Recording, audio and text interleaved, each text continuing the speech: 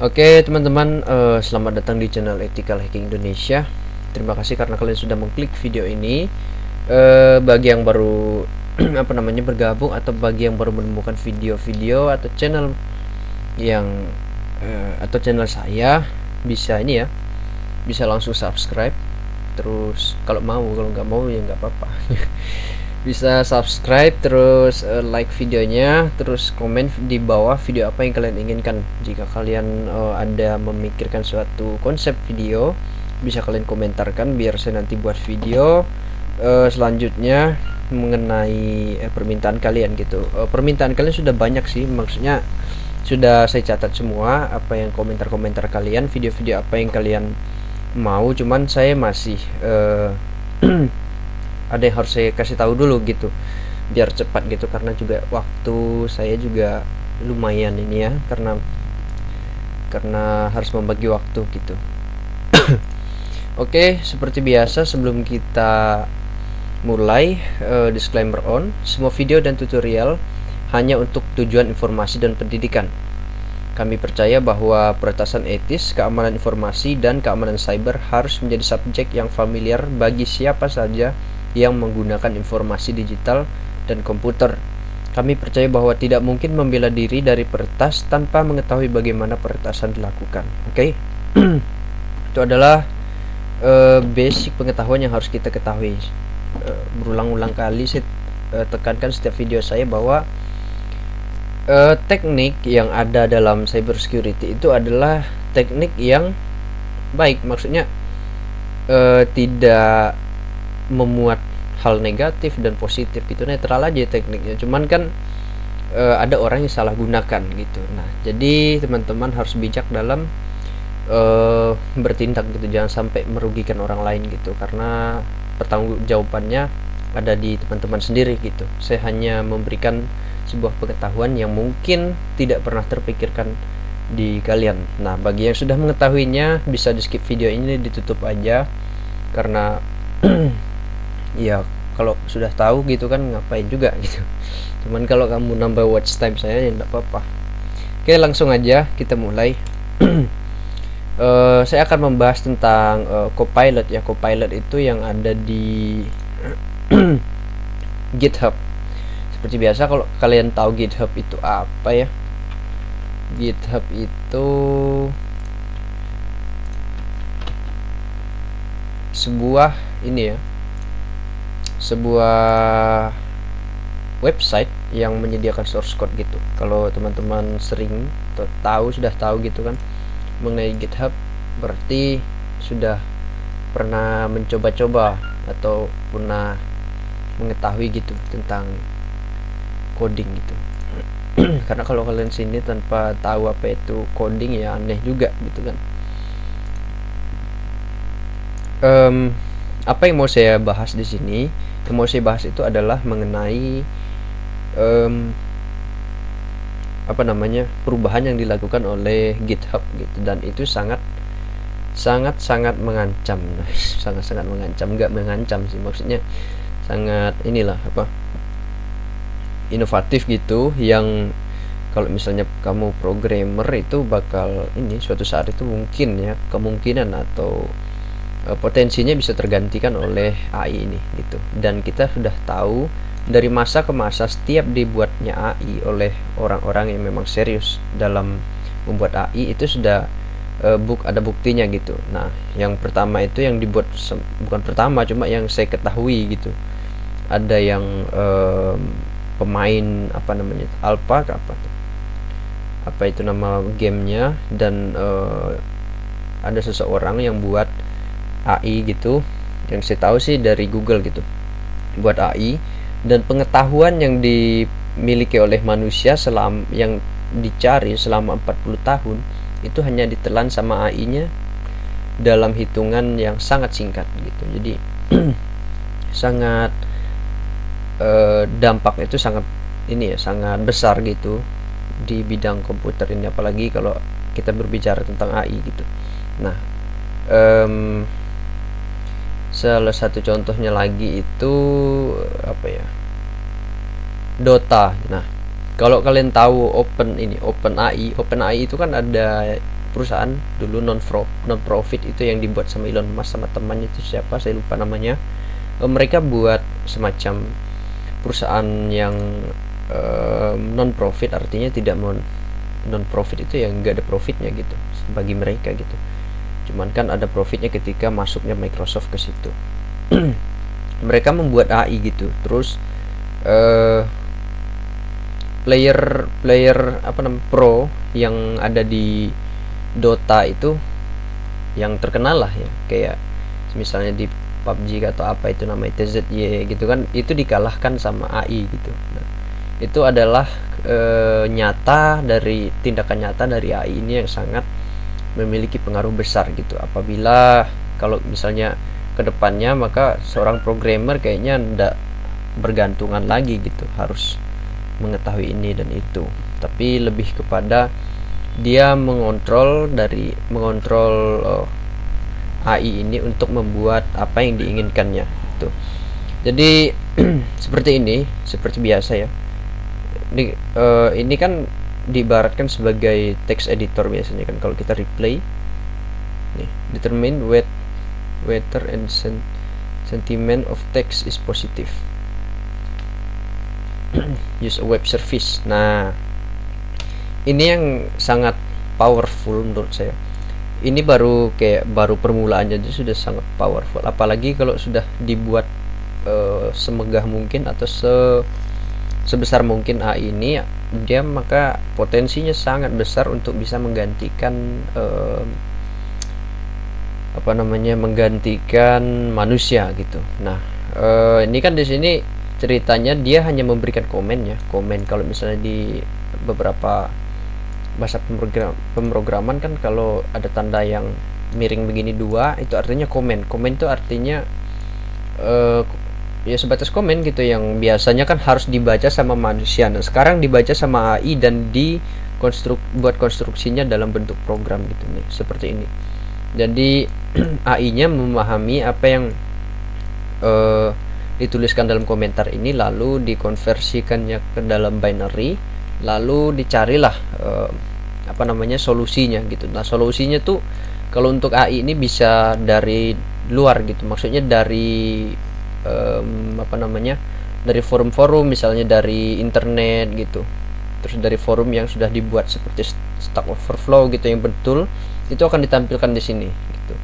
Jadi ini ada sentimen positif kan, jadi sentimennya is positif gitu, terus dibuat teks dan formatnya juga string gitu. Jadi AI ini sudah lumayan pintar. Terus ada existence your editor, jadi dia semacam plugins, bukan plugins ya, apa bedanya plugin sama ini existence-nya. Intinya kan biasanya dalam sebuah text editor kan dia adanya plugins. Nah, kurang lebih sama seperti itu cara bermainnya. Jadi kalau misalnya teman-teman komen sekarang, itu akan dimengerti oleh AI-nya, baru dikonversikan dalam source code seperti ini. Terus speak all the language you love, jadi lumayan atau banyak atau bahkan semua mungkin ya, bahkan semua, karena dibilang semua di sini. Language di sini kan bahasa yang dimaksudkan di sini bukan bahasa manusia, tapi bahasa komputer gitu, dalam bentuk programming gitu. Nah, yang jelas the technical preview does especially well for Python, JavaScript, TypeScript, Ruby, Java, and Go. Jadi Python itu kan ya, siapa sih yang nggak tahu Python gitu, di dalam programming bahasa pemrogramming gitu kan, yang paling simple, apalagi itu gitu. Dan bahasanya pun tipis-tipis manusia gitu. You are the pilot. Nah, makanya namanya copilot ya. Saya bilang ini masih kurang pintar, maksudnya belum terlalu pintar, tapi lumayan udah pintar sih gitu. Karena you are the pilot gitu, jadi kita adalah pilotnya, dan AI ini adalah co-pilotnya gitu. Jadi dia masih di bawah manusia lah. With GitHub Copilot you are always in charge. You can cycle though alternative suggestion, just which to accept or reject and manually edit suggest code. Nah, jadi semacam biasa kan ada yang namanya autocomplete ya, autocomplete dalam text editor. Nah, ini dia kurang lebih dari autocomplete. Cuman kan proses AI ini biasanya kan lebih kepada kemampuan dia sudah mempelajari gitu. Jadi suatu saat kan semakin banyak orang memakai AI ini, dia akan belajar terus gitu, belajar terus dan bisa membuat secara otomatis gitu kan. Sekarang kan kita lihat bahwa disebutkan di sini edit manually edit suggested code gitu kan. Nah, tapi kan suatu saat dia akan pintar gitu. AI itu kan dia bisa belajar sendiri gitu. Konsepnya seperti itu. Dia akan belajar sendiri karena dasarnya tadi kan dia memahami dari artikel-artikel yang ada di internet gitu. Jadi semakin banyak orang ngoding pakai Copilot ini, AI Copilot ini, maka dia semakin pintar gitu. Suatu hari dia akan bisa buat program sendiri gitu. Nah, dan itu yang berbahaya. Sangat bahaya banget itu. Kalau tidak ada kontrol penuh, maksudnya tidak ada yang bisa melebihi dia. Maksudnya adminnya juga harus bisa memutuskan tindakannya yang misalnya di luar gitu. Takutnya ya dia mempelajari seperti habit manusia kan, yang punya tahu aja manusia seperti apa. GitHub Copilot adapt to the edit you make. Jadi dia bisa beradaptasi, matching your code style gitu. Jadi ketika teman-teman itu membuat source code atau melakukan codingan atau sedang membuat program, nah dia akan beradaptasi dengan apa yang kita buat gitu. Jadi dengan caranya kita tuh membuat coding atau kita ngoding, itu dia akan pahami gitu. Namanya AI kan, artificial intelligence, dia akan belajar terus. Nah, ini sudah saya katakan bahwa more than autocomplete. Nah, autocomplete itu kan semacam penunjuk gitu. Nah, kalau misalnya teman-teman mau di apa namanya, misalnya seperti ini ya, kita ibaratkan aja nih, ini adalah text editor kita. Misalnya saya menulis terminal, ini kan yang saya mau tulis gitu. Tapi misalnya saya pakai autocomplete kan, saya tulis termi, dia sudah menerka-nerka di bawah sini bahwa yang saya akan tuliskan adalah null ke depannya gitu. Jadi kurang lebih seperti itu kalau autocomplete. Ntar dulu saya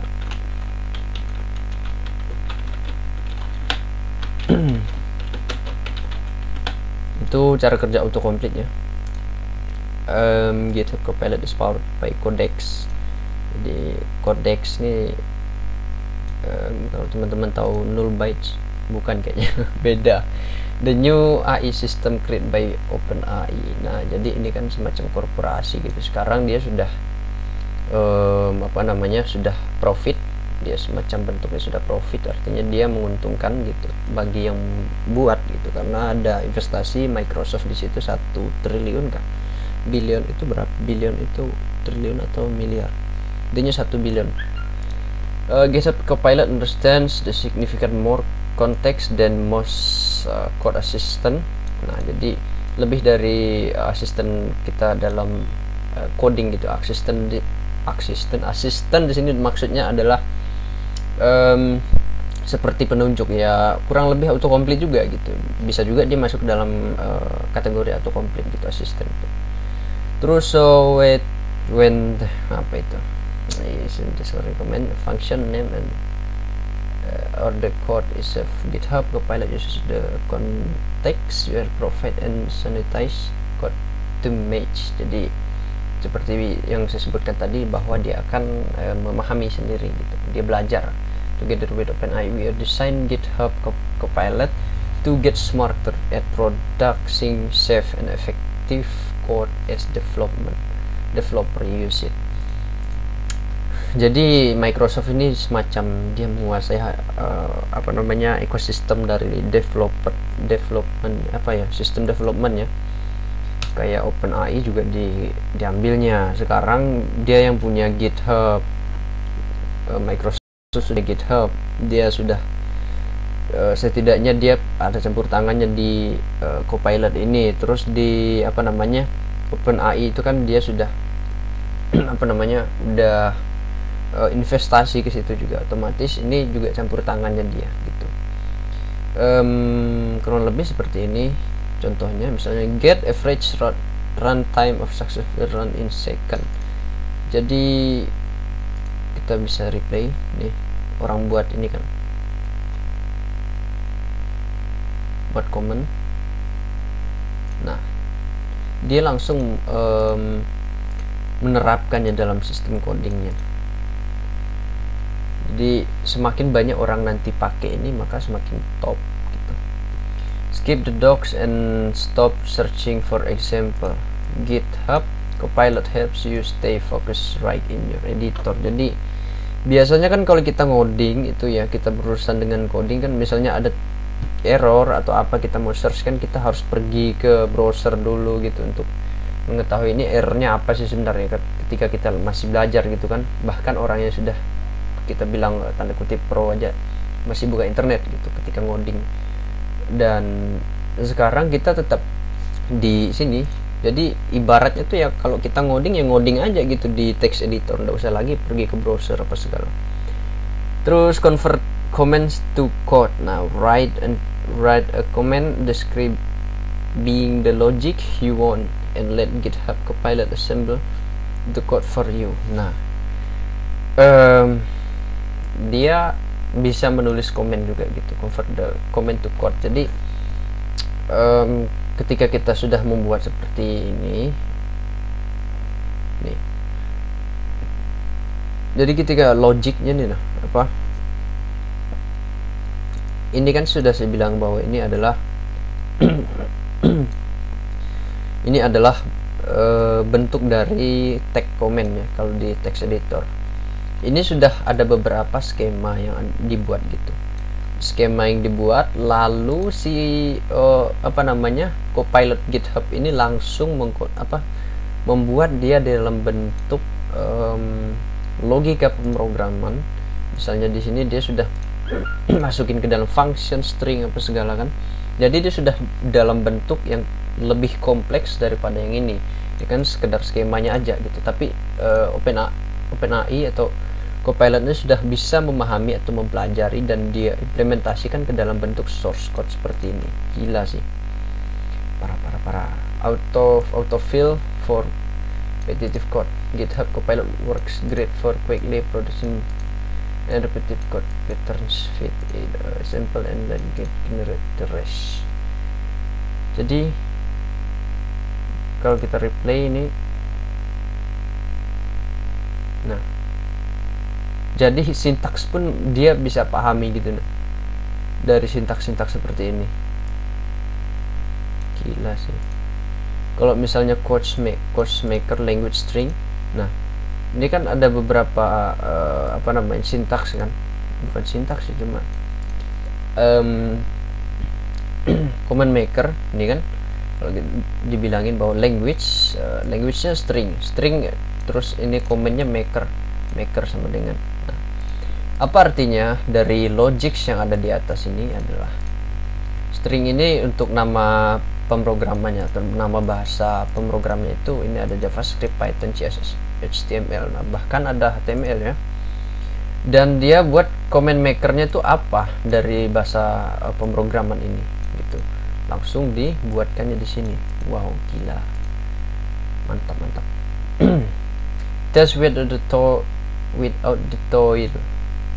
Tests are the backbone to the bone of any robust software engineering project. Import a unit test package and let Git. Oh, this test match your implementation code. Dev string, remove this. Oh, jadi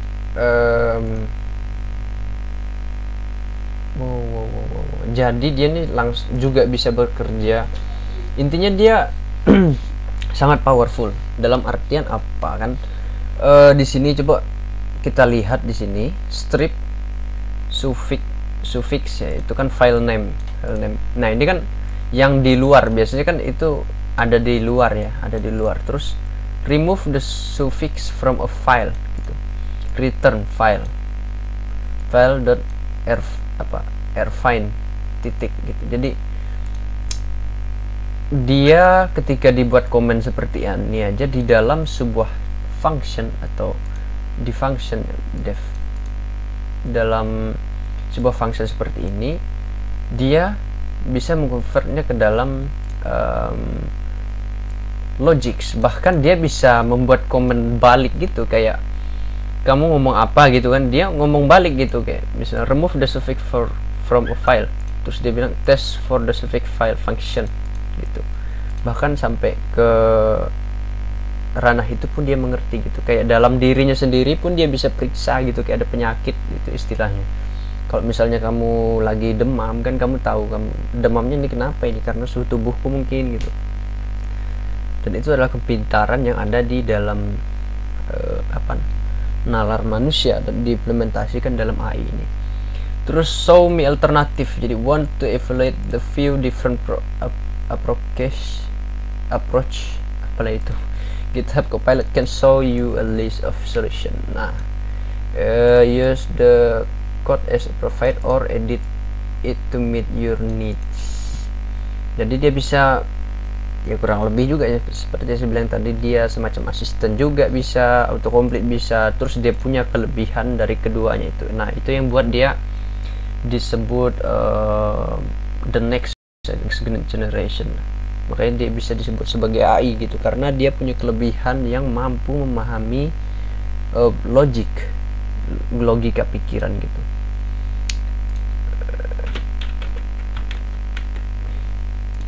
Kita coba lihat mana Indonesia ini.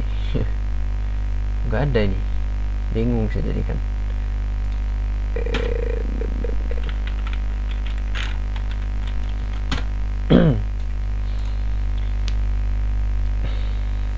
Sabar guys. Nah, ini kan adalah perusahaan nirlaba yang ingin mengembangkan kecerdasan buatan.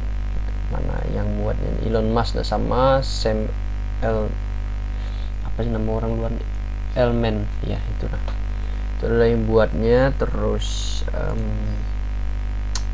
sekelompok pendukung OpenAI telah berkomitmen untuk mendanai proyek ini senilai 1 miliar. Oh, 1 miliar. Jadi ada pendanaan sebesar 1 miliar gitu. Jadi itu juga masuk ke dalam supportnya gitu. Terus si Elon Musk keluar ya, si Elon Musk mengundurkan diri dari Dewan pada Februari 2018, tapi ia menjadi donor gitu. Tapi terus di sini kan si Elon Musk sudah nggak lagi dalam OpenAI, tapi dia masih dalam pendanaan gitu. Jadi sama aja gitu, menerima investasi sebesar 1 US apa ini US mil wow 1 miliar dari Microsoft US dollar tuh. Jadi ini yang saya bilang tadi. Oke, mungkin itu. Terus kalau misalnya kalian mau tahu tentang GitHub kan ini interaktif gitu, website interaktif ya. Apa ini masuk sembarangan aja.